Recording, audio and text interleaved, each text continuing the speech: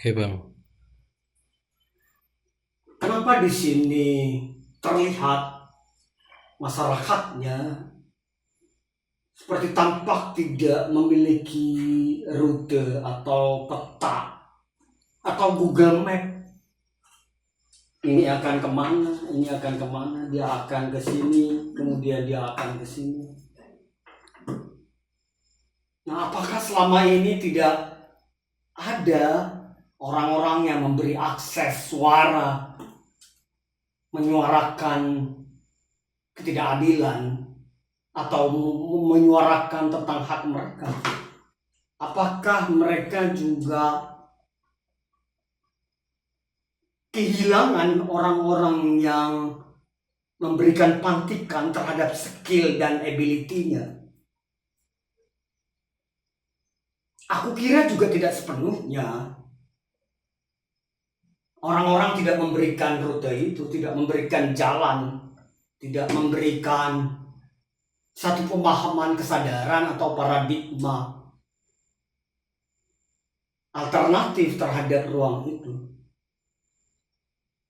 Aku kira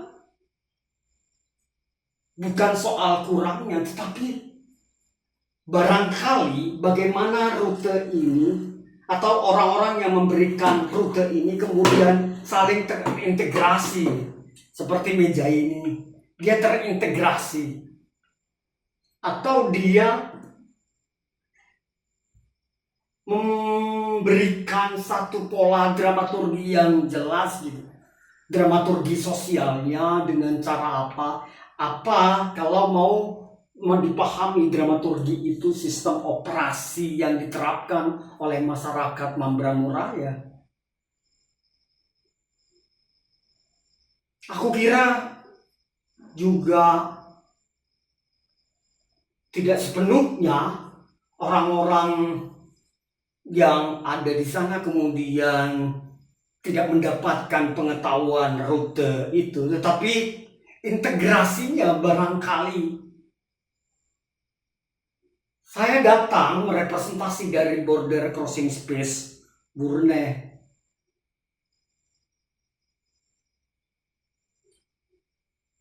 Bukan semerta-merta untuk mengubah keadaan.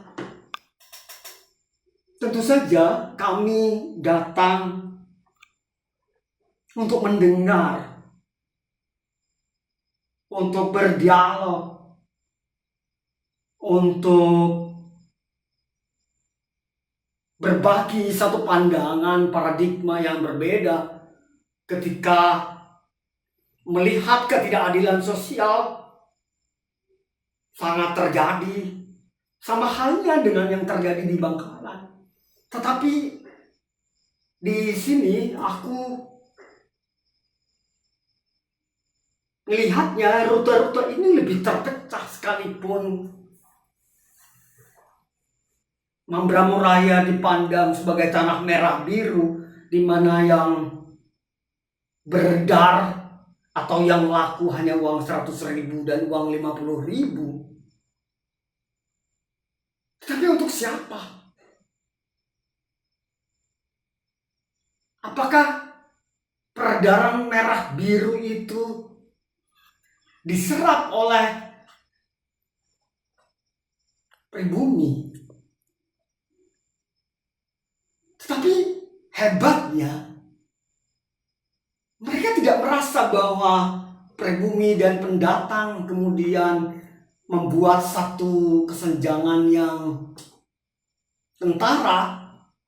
Aku pikir mereka sangat inklusif, sangat terbuka, sehingga sebutan istilah tanah merah biru itu disebut oleh para pedagang dari kapal Lestari 77.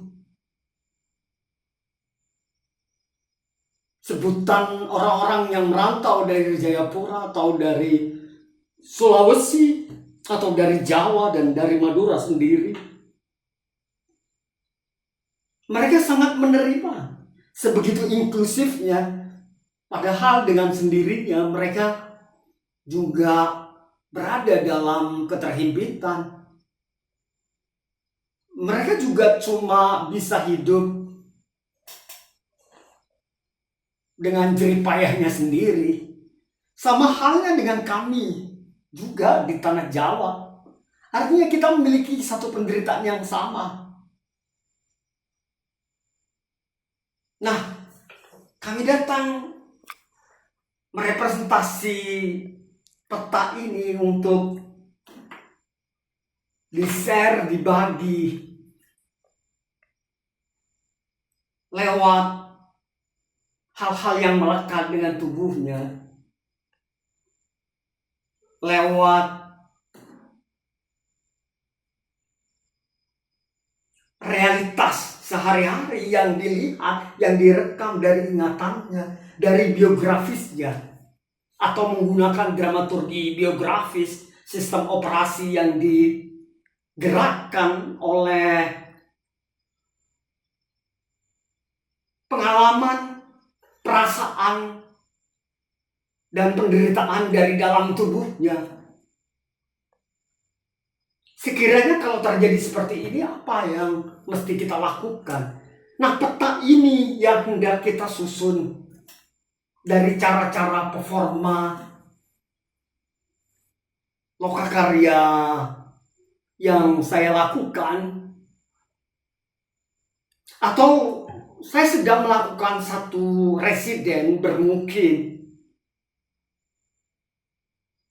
Bagaimana aku tinggal bersama mereka di tempat yang dianggap tanah merah biru, tetapi juga tidak sepenuhnya mereka merasakan tanah merah biru.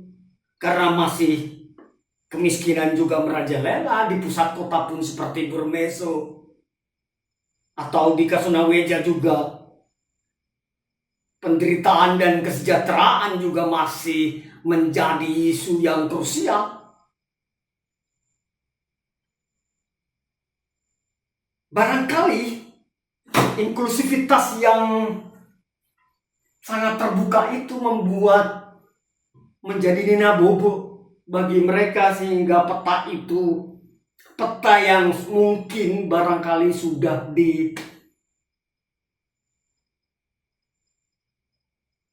digaungkan oleh beberapa orang yang datang, mungkin masih terpecah-pecah. Saya sedang mau memungut ketika kaca ini retak, kemudian dia letaknya, kemudian dia pisah gitu.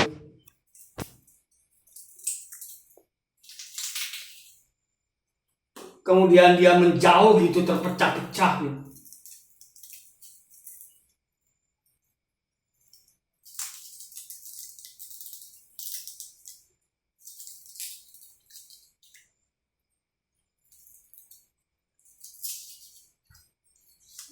Nah, aku kira sedang mencoba mengintegrasikan ini keterhubungan.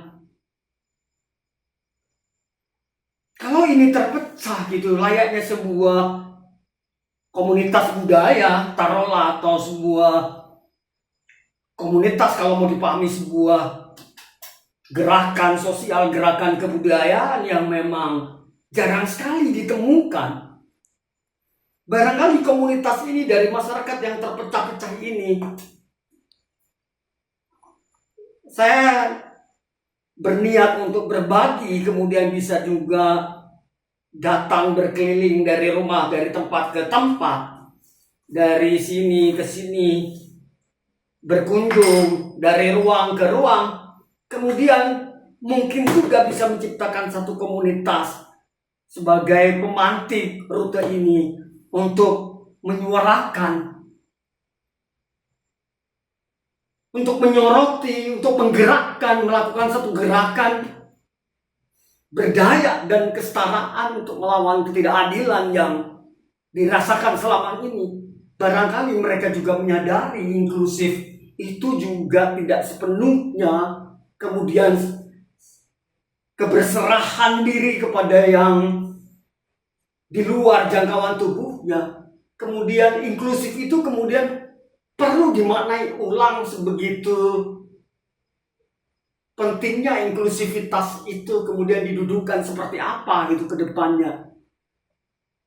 Barangkali kenapa aku mengatakan bahwa Mambramo Raya tempat terinklusif di dunia, karena di balik inklusivitas itu, di balik keterbukaan, menerima, menampung, tetapi menyimpan luka-luka, duka-duka yang panjang, cerita-cerita, banyak hal. Si A, si B, si C, si D. Tetapi mereka juga tidak marah, tidak merasa dendam terhadap, tidak membedakan, tidak memberikan satu ketegangan tertentu antara pribumi dan pendatang.